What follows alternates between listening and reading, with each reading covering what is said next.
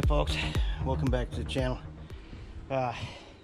As promised, I said I was going to do a video or a series of videos on the accessories that I've put on my bike in the past year, and actually I've had it a year and 3 months.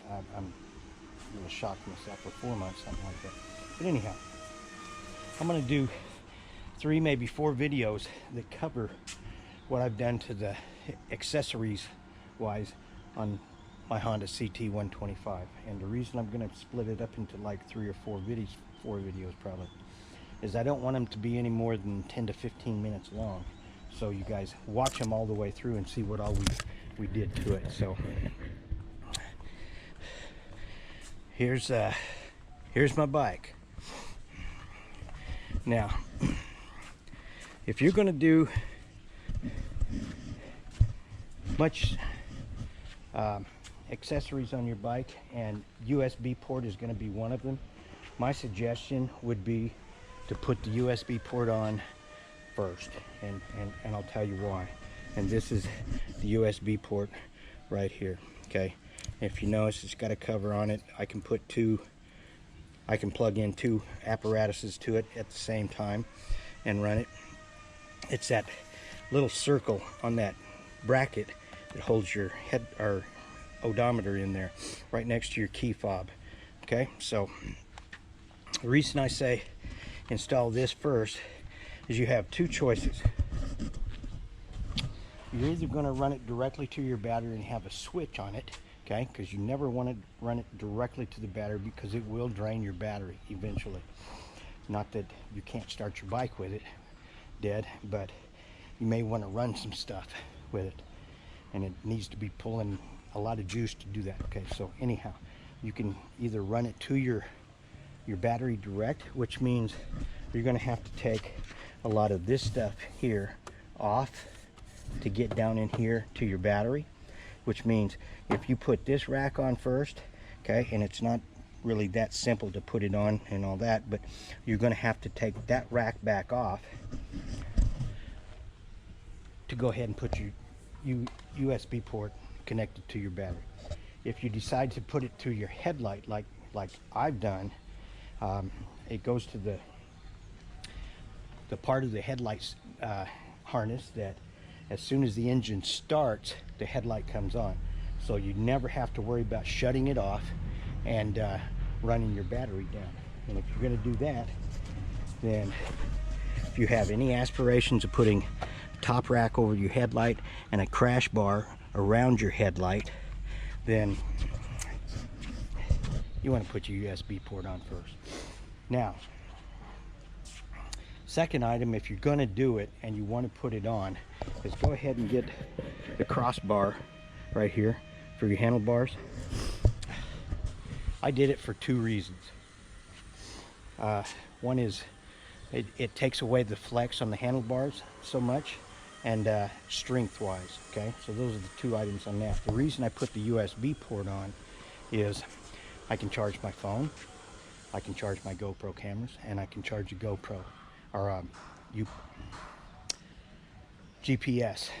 So anyhow, and that's why I can also mount all of that stuff up here on my crossbar. So those items, if you're going to do them, I would do them in that order. Or if you're going to do them all at the same time. If you're not going to do part of it, like I said, if you're going to do that USB port, which most everybody has, then you need to do that one of the first things you do. Okay, we got more to go. I'm sure you're all probably wondering what the heck is sitting over here next to my beer. Okay, this is my beer right here. Put this item. Okay. I'm gonna put it in one of the next videos I do, because I've still got to install it. I've been waiting for that thing for 2 weeks to get here. That's how long it took me to get it here in Thailand. So it wasn't made here in Thailand. I think it was made in Japan.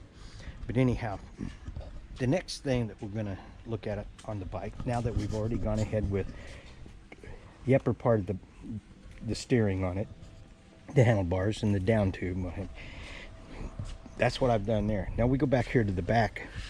I've taken the stock rack that, you know, came out to here, to here, stuck out back here like this. You know, I took that all off. The old tool bag was attached to it, and I put this Diablo rear rack on there. Much smaller. I personally don't care for something the size of a pallet, okay, and I don't need to stack things so big on it that it's going to make it cumbersome for me to ride with. And the more room you've got to do that with, the more stuff you'll probably take. So I opted to lose some of that heavy weight back there, and that rack was heavy, and went with this Diablo rear rack on it. And if you notice, I mean, it's a nice rack. It'll hold anything that I want. And part of the reason we don't need a lot of carrying space on our bikes is Thailand's not a really big country, and it's got 65-70 million people in the country, but even up in the mountain areas, there's little resorts and little places, homestay type places, you know, that with fantastic views and all, and they're very inexpensive to rent for a night or something like that. Plus, gas stations are plentiful up here. So with all that in mind, I don't need to carry 150 pounds of camping gear with me when I go, because there are places to stay. So anyhow, I went with the Diablo rear rack on it. It's much smaller, but it's fine for what I'm going to need. I'm not going to tell you what's in this wrap right here until another video, because there's two things that I ordered, and one of them's not going to hit Thailand until the 25th of this month, and this is the 17th. So needed to let you know about the rack that's on it. Now, I also went and bought an extra set of wheels, the front and the rear, that somebody had taken off and putting some aftermarket stuff on. What they didn't come with was the rear wheel did not come with the sprocket, and it did not come with the brake hub assembly, okay, or the sprocket hub assembly and the rear brake rotor. The front did not come with a brake rotor on it, so I had to buy a set of brake rotors. And what I did was, Kamui is the name of these rotors right here. And man, I'll tell you what, at first I wasn't real sure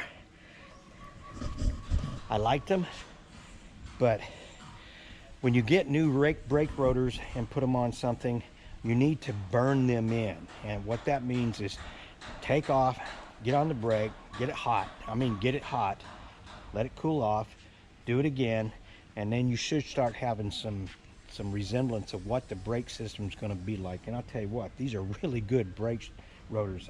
I'm impressed with them. So that's another thing that I put on, and in anticipation of putting on some tires a little more aggressive than the stock tires. So I have the stock tires, and I have them set on the other set of rims, but I have these V rubbers, which is no different than your Shinkos or IRCs. Okay, the tread pattern is the same on all three of these. There are probably 20 more different tread designs exactly like that by different manufacturers, okay, so here in Thailand, and they're not expensive at all. My Navi tire cost me $10 US, okay, so it's cheap to buy that stuff. So I went ahead and did it. So I'm sure somebody's going to want to sit back and change the tires. They may not like what's on their stock, so that's why you want to go with that. Now we're going to get around on this other side if I don't fall in the pool. And when I put this rack on up here, you also had the tube come up for your air breather, and it attached to the rack. Now that's got to come off when you change out your rear rack. This is a cone that goes over your air intake system, and it's made by Diablo, but there's several others that make these. So mine was less than, what was it, 900 and some baht, so 10 bucks, something like that. So it wasn't very expensive, and that helped tremendously. Now,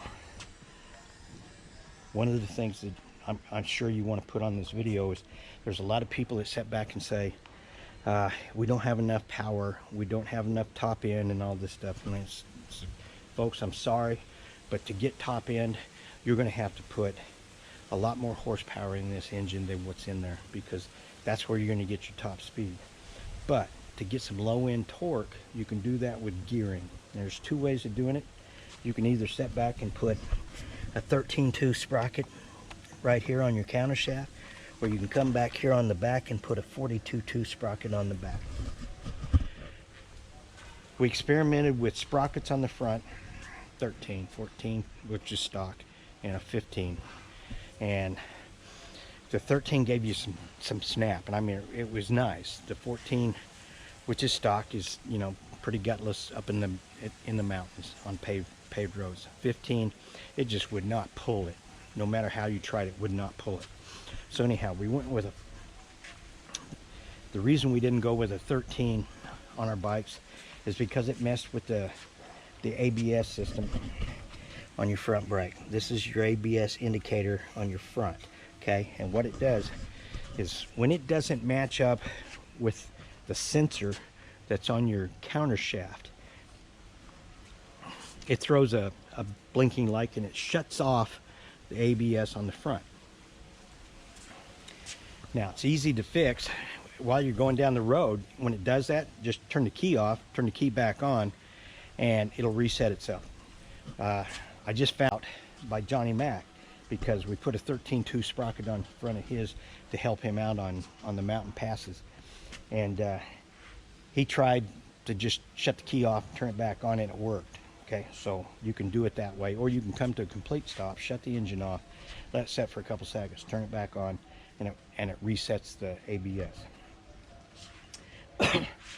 So what we decided was the 42.2 rear sprocket didn't mess with the ABS as much. Okay, good luck finding them anywhere besides Thailand, because right now it's the same one that they put on a Honda Wave. Okay, just so you know, it's the same one they put on a Honda Wave 125i. So anyhow, I think I'm going to put an end to this video right here, and the next one we're going to jump to some more stuff that we put on this bike. So hey, hope y'all enjoyed this, and we'll talk to y'all later.